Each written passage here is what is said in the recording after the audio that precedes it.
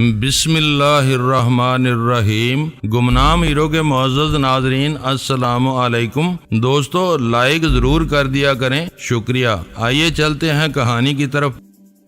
میں تیزی سے ریستوران کی طرف جا رہا تھا۔ حامد، سلطان شاہ اور غزالہ میرے پیچھے پیچھے تھے۔ اس وقت ریستوران میں زیادہ بھیڑ نہیں تھی۔ بڑے ہوٹلوں میں قیام کرنے والے مسافروں کو ناشتہ فراہم کرنے کی ذمہ داری ہوٹل کی انتظامیہ کی ہوتی ہے۔ یہ دیگر بات ہے کہ ناشتے کی ہوش روا قیمت کمروں کے کرائے میں شامل ہوتی ہے۔ شرط یہ ہوتی ہے کہ مسافروں کو مقررہ اوقات میں ہوٹل کے مخصوص ہال میں پہنچ کر اس خدمت سے استفادہ کرنا ہوتا ہے۔ ناشتے کا وقت شاید بہت دیر پہلے گزر چکا تھا۔ ریستوران میں آباد چند میزوں پر وہی لوگ نظر آ رہے تھے جو کاروباری یا کسی اور مصروفیات کی بنا پر مل بیٹھنے کے لیے موجود تھے۔ انہی میں بوب رافیل اور اکرم الہی بھی شامل تھے۔ بوب رافیل ہمارے لیے یکسر اجنبی تھا۔ ہم میں سے کسی نے اسے نہیں دیکھا تھا، بس رات گئے اچانک ہی اس کا نام سننے میں آیا تھا۔ اس کے نام کے آخری حصے سے ظاہر ہو رہا تھا کہ وہ یہودی رہا ہوگا، لیکن امریکیوں کے بارے میں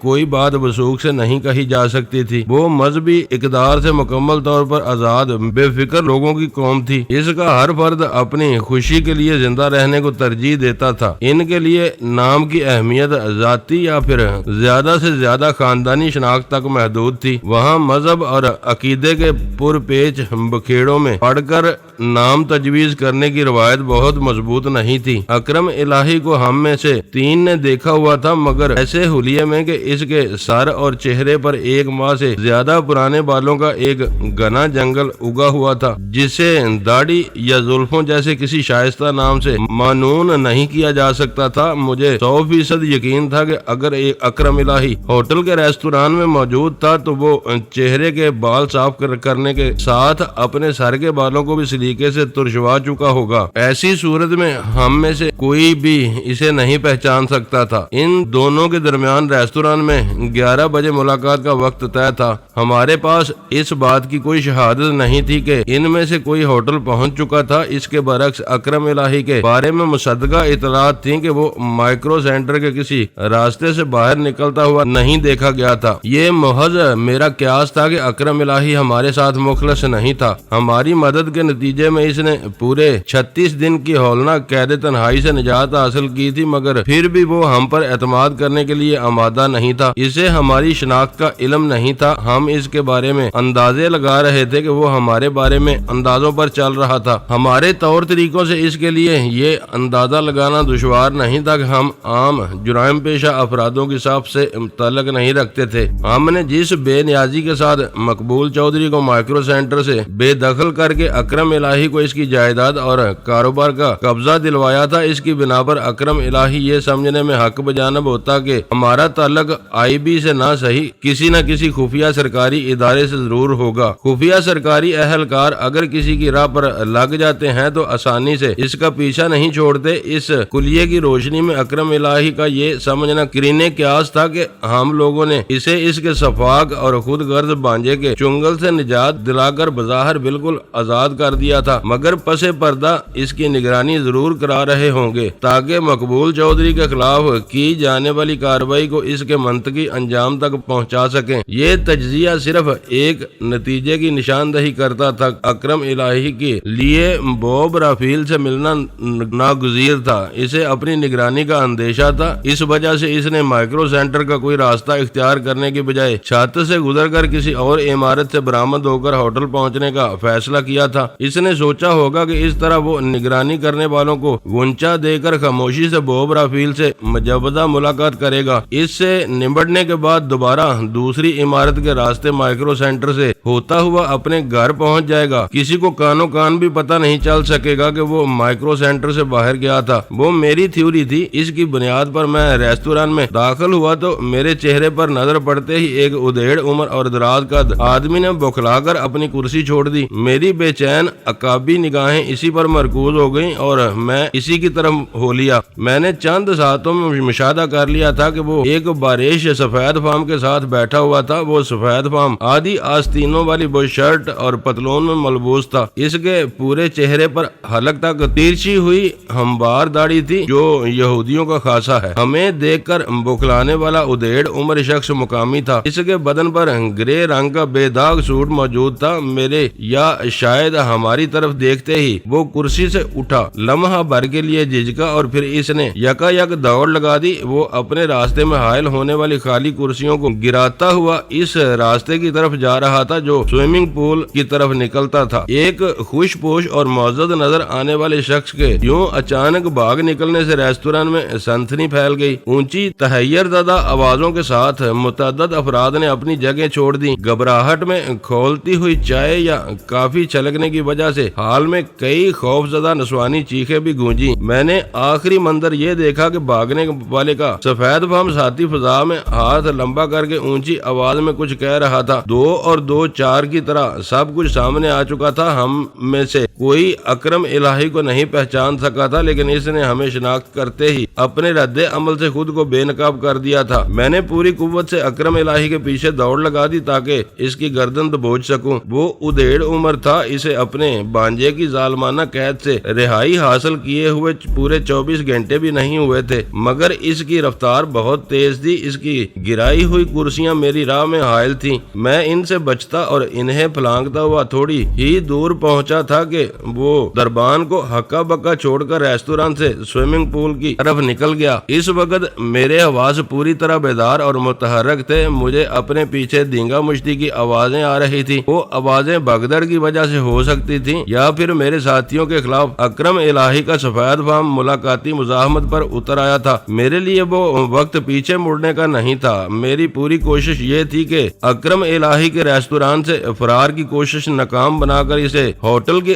حدود ہی میں بے دست و پا کر لوں تاکہ اس کے یا بوب رافیل کے دفاع کی ہر راہ مسدود ہو سکے۔ میں ریستوران سے باہر نکلا تو اکرم الہی مجھ سے کافی دور نکل چکا تھا۔ وہ سوئمنگ پول کے گرد پھیلے ہوئے وسیع لان کے ایک سرسبز حصے پر پوری قوت سے دوڑتا ہوا 4 دیواری کے اس حصے کی طرف جا رہا تھا جہاں سے وہ ہوٹل کے پرشکوہ ڈرائیو وے سے ہوتا ہوا سڑک پر نکل سکتا تھا۔ راستے میں کسی نے اسے روکنے کی کوشش نہیں کی تھی۔ میں نے اپنی ساری توانائیاں مجتمع کر کے اپنی رفتار تیز کر دی۔ میں اکرم الہی کو شکار کرنے کے لیے خامدار ڈرائیو وے کی فٹ پاتھ پر دوڑ لگا رہا تھا اور میرا شکار اپنی جان بچانے کے لیے بھاگ رہا تھا۔ اسے معلوم تھا کہ وہ رنگے ہاتھوں پکڑا گیا تو مائکرو سینٹر سے اپنی خفیہ روانگی کے دفاع میں کچھ بھی نہ کہہ سکے گا۔ اس کے ستارے یاور تھے یا میرے مقدر کی گردش تھی کہ میں اس تک پہنچنے میں کامیاب نہ ہو سکا اور وہ دوڑتا ہوا ہوٹل کے داخلی ڈرائیو وے سے نکل کر مین روڈ پر پہنچ گیا۔ میرے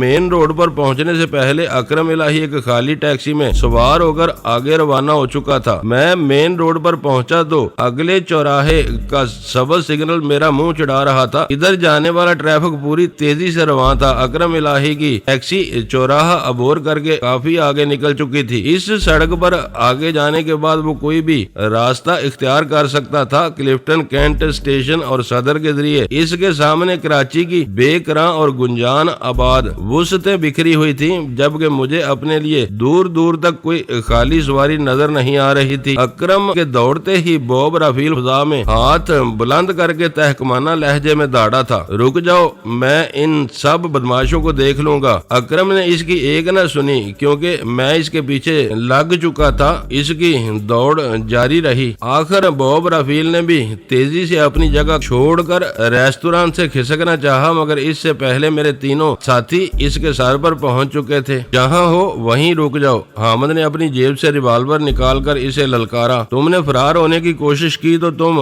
خود اپنے نقصان کے ذمہ دار ہوگے۔ ریستوران میں پہلے ہی سنسنی اور افراتفری پھیلی ہوئی تھی۔ وہاں موجود گاہکوں کی نظروں کے سامنے 2 خوش پوش اور باوقار افراد آگے پیچھے دوڑتے ہوئے اندھا دھند سوئمنگ پول کی طرف نکل چکے تھے۔ اب ایک تیسرا شخص مہیب ریوالور کی زد پر ایک سفید فام انتظام کو للکار رہا تھا، لوگوں نے اندازہ لگا لیا کہ وہاں کسی بھی لمحے کشت و خون کا آغاز ہو سکتا ہے۔ وہ سب بہت تیزی سے نکاسی کے قریب ترین راستوں کی طرف کھسکنے لگے۔ ریستوران میں یکا یک پیدا ہونے والی شور و گل اور اس درمیان ابھرنے والی چند بے ساختہ سریلی چیخوں نے وہاں کی انتظامیہ کو بدحواس کر دیا تھا۔ کسی کو کچھ سمجھ میں نہیں آ رہا تھا کہ مہذب اور معزز شہریوں میں یکا یک پیدا ہونے والی افراتفری پر کس طرح قابو پایا جائے۔ بے یقینی کے ان لمحات کے بعد جب تک ہوٹل کے مسلح محافظ نمودار ہوتے، متعدد افراد ریستوران سے نکل چکے تھے اور باقیہ بھیڑ کی صورت میں ایک دوسرے کو دھکیل کر جلد از جلد وہاں سے نکل جانا چاہ رہے تھے۔ خبردار، میرے قریب آنے کی کوشش بھی مت کرنا، پاریش سفید فام نے حامد کی دھمکی کے جواب میں تحقیر امیز لہجے میں کہا۔ میرا نام بوب رافیل ہے اور میں ایک سفارتکار ہوں۔ مجھے معلوم ہے، حامد نے اپنے ریوالور کی نال کو جنبش دیتے ہوئے گمبھیر سنجیدگی سے کہا۔ تم امریکی سفارتخانے میں سوشل منسٹر ہو۔ میں جاننا چاہتا ہوں کہ اکرم الہی کے ساتھ تم یہاں کیا سازش کر رہے تھے؟ حامد کے وہ الفاظ بوب رافیل کے لیے پریشان کن ثابت ہوئے۔ اس کی آنکھوں میں سراسیم کی لہرائی، پھر اس نے فوراً ہی سنبھالا لے کر جواب دیا۔ میں تم کو جواب دہ نہیں ہوں، مجھے ویانا کنونشن کے تحت سفارتی مراعات حاصل ہیں۔ میں کسی اکرم الہی کو نہیں جانتا۔ جھوٹ مت بولو، حامد نے اسے تنبیہ کی۔ وہ تمہاری میز سے اٹھ کر بھاگا تو تم نے نام لے کر اسے روکنا چاہا تھا۔ یہاں بیٹھے ہوئے بہت سے لوگوں نے تمہارے الفاظ سنے ہوں گے۔ بوب رافیل تضحیک امیز انداز میں ہنس پڑا، پھر بولا، تم کن لوگوں کی بات کر رہے ہو؟ بہت سے بھاگ چکے ہیں، جو باقی رہ گئے ہیں وہ نکل بھاگنے کے چکر میں ہیں۔ پورے حال میں عملاً ہم چاروں کے سوا کوئی نہیں ہے۔ حامد نے اس کی کلا بازی پر سٹ پٹائے ہوئے انداز میں اپنے گرد و پیش پر نگاہ ڈالی اور گہرا سانس لے کر جواب دیا، یہ بات ہے تو یوں ہی صحیح، تمہیں اپنی شناخت ثابت کرنی ہوگی۔ جب تک اس کی تصدیق نہیں ہو جاتی تم ہماری تحویل میں رہو گے۔ اس وقت تمہاری پوزیشن نازک ہے۔ اسی لمحے ہوٹل کے دو مسلح محافظ لپکتے ہوئے ان چاروں کی طرف بڑھے۔ ان میں سے ایک نے دور سے ہی کہا، ہتھیار پھینک دو، یہاں کیا تماشا ہو رہا ہے؟ ان باوردی محافظوں کو دیکھتے ہی بوب رافیل شیر ہو گیا اور چبھتی ہوئی اونچی آواز میں حامد سے پوچھا، مجھے کچھ ثابت کرنے کی ضرورت نہیں، ابھی تم خود اعتراف کر چکے ہو کہ تم نہ صرف میرے نام سے واقف ہو بلکہ میرے عہدے تک سے آگاہ ہو۔ تم بلا وجہ مجھے ہراساں کرنے کی کوشش کر رہے ہو۔ بکواس بند کرو۔ حامد ہوٹل کے محافظوں کو قریب پا کر بوب رافیل پر گرایا، میں نے سرے سے ایسی کوئی بات نہیں کی۔ تم بدحواسی کے عالم میں کوئی سہانا خواب دیکھ رہے ہو یا پھر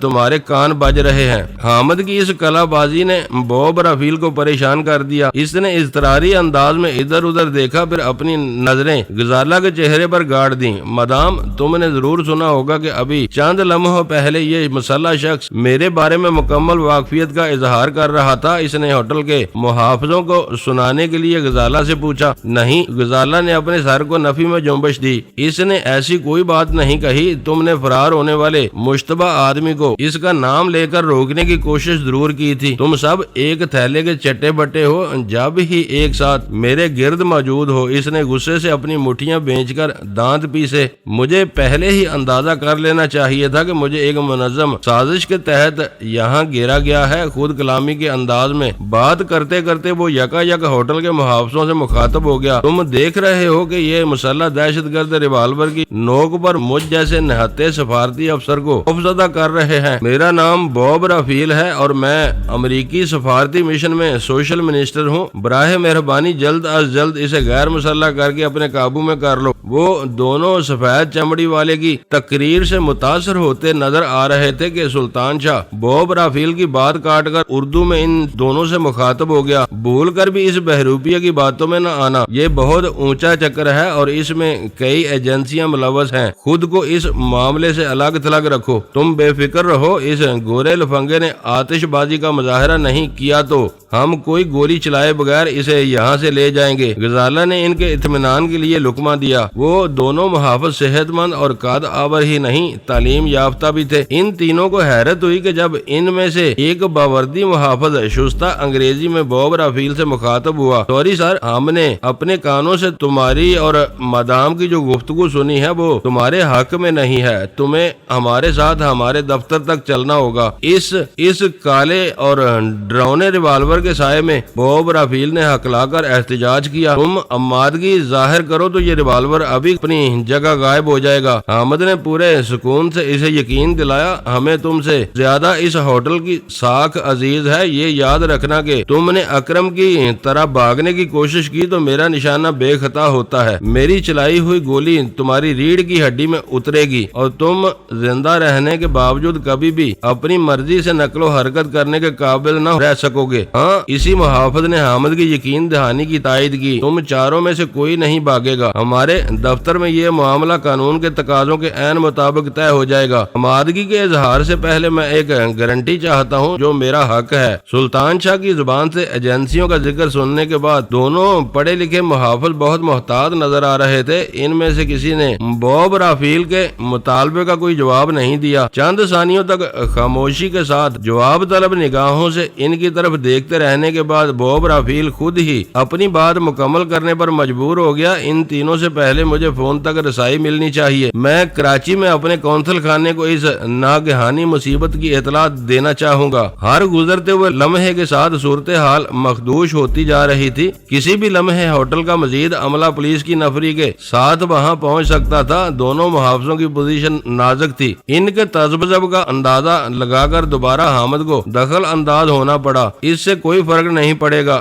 یہ پہلا فون تم کر لینا۔ حامد کی پیشکش پر بوب رافیل کی آنکھوں میں تشویش کے سائے لہراتے نظر آئے۔ اس کے پاس حالات سے سمجھوتا کر کے حامد کی بات پر اعتبار کرنے کے سوا کوئی متبادل راستہ نہیں تھا۔ ریستوران کے وسیع و عریض مگر اجڑے ہوئے حال میں الفا کے مہرے وہ پر پیچ شطرنج کھیلی جا رہی تھی جس سے میں اس وقت قطعی بے خبر تھا۔ میرا خیال تھا کہ ان تینوں نے آسانی کے ساتھ بوب رافیل کو نروس حالات میں اپنی تحویل میں لے لیا ہوگا۔ بعد میں غزالہ اور سلطان شاہ کی زبانی معلوم ہوا کہ حامد سربراہی میں ان کے لیے وہ کام اتنا آسان ثابت نہیں ہوا تھا۔ حامد بہت ذہین اور حاضر دماغ افسر صحیح مگر بوب رافیل بھی گرگے باران دیدہ تھا، اس نے کچی گولیاں نہیں کھیلی ہوئی تھیں جو آسانی سے اپنی گردن ان کے چنگل میں دے دیتا۔ بہرحال اکرم الہی کو کھو دینے کے بعد ریستوران میں اس کے لیے میں نے وہی راستہ اختیار کیا جسے اکرم الہی نے اپنے فرار کے لیے منتخب کیا تھا۔ راستے میں بوب رافیل کے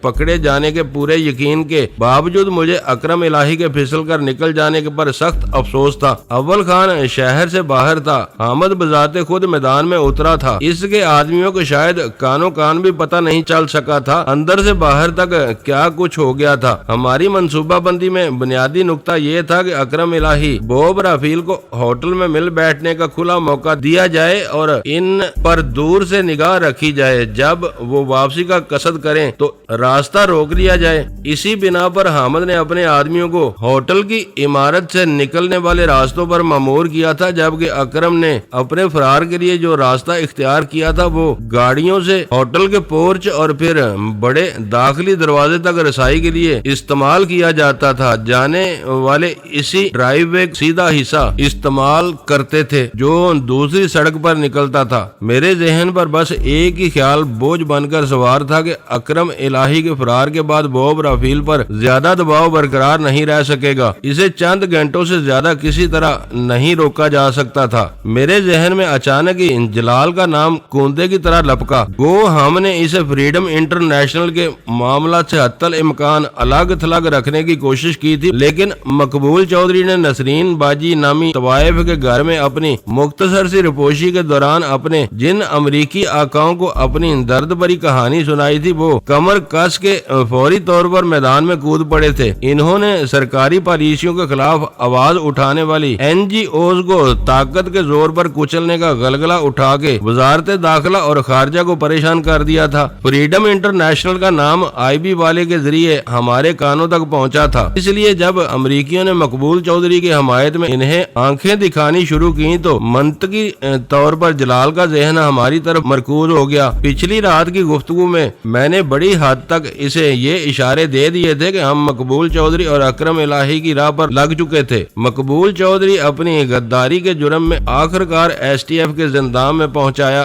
جا چکا تھا، تاہم میرے دیے ہوئے فون نمبر پر جلال خود اکرم الہی سے بات کر کے یقین کر چکا تھا کہ فریڈم انٹرنیشنل میں صرف چہرے بدلے تھے، ورنہ اس NGOs کا وجود برقرار تھا۔ اس کے لیے وہ بہت بڑی خبر تھی۔ اس وقت سرکاری محاذ پر جلال ہی پس پردہ رہ کر امریکیوں سے لڑ रहा था। इख्तियारात और ज़ाब्तों ने इसके हाथ बांधे हुए थे, मगर वो वसी तर कौमी मुफादात की खातर हमारी सरगर्मियों से चश्म पोशी इख्तियार किए हुए था। ये और बात थी कि अमरीकियों की सरकोबी के लिए बेशतर मवाद इसे हमसे ही मिल रहा था। रेस्तुरान की तरफ वापस लौटते हुए मेरे जहन में आंधियां सी चल रही थी। आखिरकार मैंने जलाल को पूरी तरह एतमाद में लेने का फैसला करके मोबाइल फोन निकाल लिया। इस वक्त तक रेस्तुरान में होने वाली भगदड़ की खबर शायद बाहर भी फैल चुकी थी, क्योंकि स्विमिंग पूल वाले रास्ते का मुहाफिज अपनी जगह से गायब था। मैं अंदर दाखिल होकर लान के अहाते की दीवारों के साथ लगे हुए पौधों के करीब रुका और मोबाइल फोन पर जलाल का नंबर मिलाने में मसरूफ हो गया। खुशकिस्मती से जलाल अपने दफ्तर में ही मौजूद था।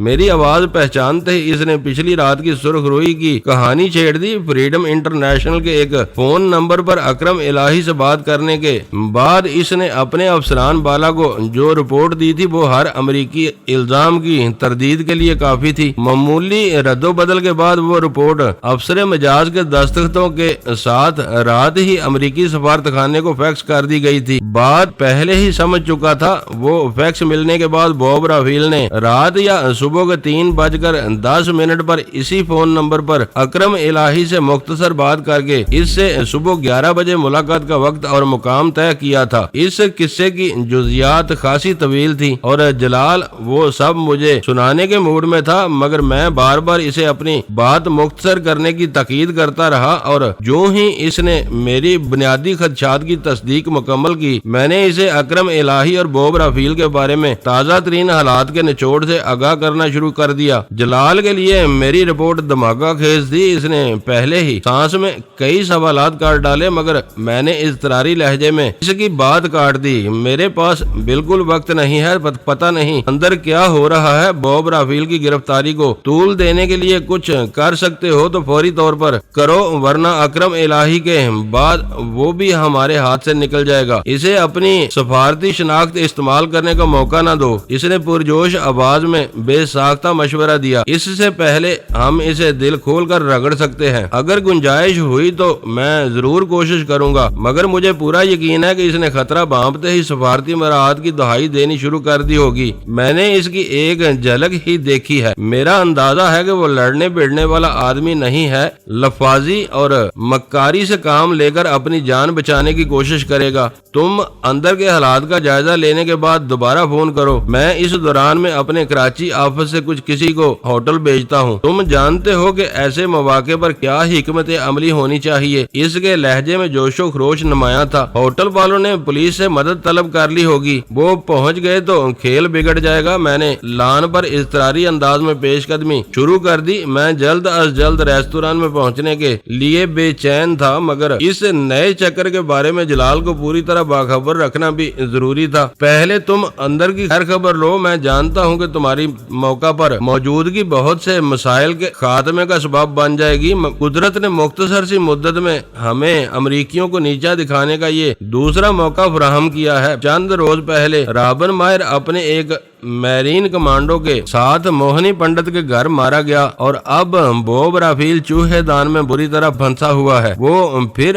गैर जरूरी और जज्बाती बातों की तरफ बहक रहा था। मैंने कता कलामी करते हुए कहा, मैंने पूरी तस्वीर तुम्हारे सामने रख दी है। मैं अपनी सरतोड़ कोशिश कर रहा हूँ। तुम जो कुछ कर सकते हो फौरन कर गुजरो। शायद हमें तीसरा कोई मौका नहीं मिलेगा। जो होना है आज ही होना चाहिए। मैंने फोन बंद करके जेब में डाला और लान पर दौड़ लगा दी। मैं स्विमिंग पूल के रुख से रेस्तुरां में दाखिल हुआ तो वहाँ सब कुछ तय हो चुका था। मेरे तीनों साथी बॉब राफेल और दो बावर्दी मुहाफिजों के साथ रेस्तुरां के अंदरूनी दरवाजे की तरफ बढ़ रहे थे। वीरान रेस्तुरां के बिखरे हुए फर्नीचर की वजह से हाल में दौड़ लगानी मुमकिन नहीं थी, मगर फिर भी मेरी रफ्तार बहुत तेज थी। फर्शी कालीन पर मेरे कदमों की दमक महसूस करके दोनों मुहाफिज बहुत तेजी से पलटे थे। इनका वो रद्द अमल इस कदर قدر بے ساختہ تھا کہ بقیہ چاروں افراد کی گردنیں بھی پیچھے گھوم گئیں۔ شاید ہوٹل کے دونوں مسلح محافظ مجھے تیزی سے اپنی طرف آتا ہوا دیکھ کر شکوک و شبہات میں مبتلا ہو کر کوئی ناخوشگوار قدم اٹھاتے، مگر حامد فوراً ہی بول پڑا۔ ان دونوں کے ہاتھ بیلٹ ہولسٹر تک جاتے جاتے رک گئے تھے۔ میرے انتظار میں وہ سب رک گئے تھے۔ میرا ذہن بہت تیزی سے کام کر رہا تھا۔ میں چند لمحوں میں درمیانی فاصلہ طے کر کے ان کے ساتھ جا ملا۔ وہ بگوڑا کہاں رہ گیا؟ حامد نے میرے توقع کے عین مطابق سوال کر ڈالا۔ اس نے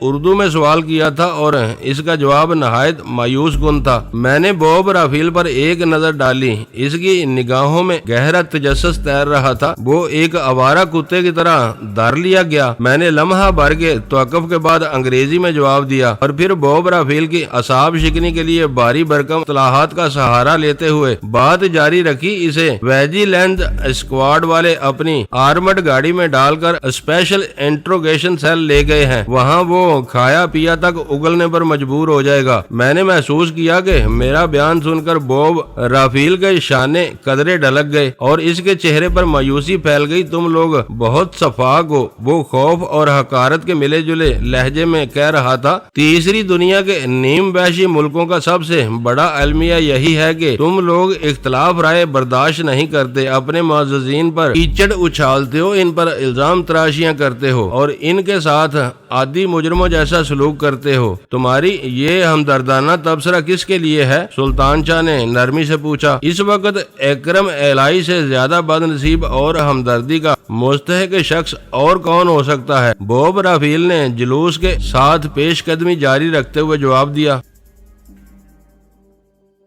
دوستو ویڈیو کو لائک ضرور کر دیا کریں۔ ISI پاک آرمی زندہ باد، پاکستان پائندہ باد۔ معزز ناظرین، اپنا خیال رکھیے گا اور اپنے اس چینل کا بھی شکریہ۔